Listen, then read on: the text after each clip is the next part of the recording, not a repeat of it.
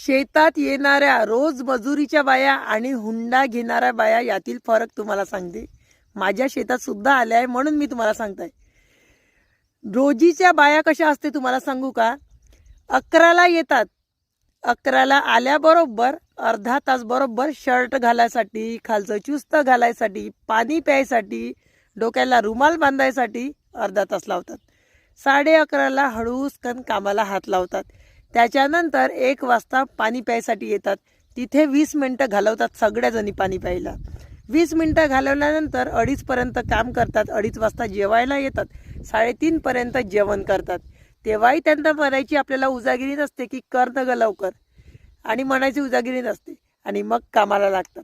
अशा प्रकारे रोजीचं काम असते. आणि हुंड्याचं काम कसं असते माहिती आहे का?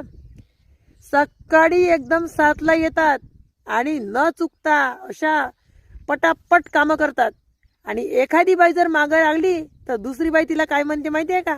आमच्याकडली भाषा, घे नाही लवकर, झालं नाही का तुही पात, अशी भाषा असते आमच्याकडली.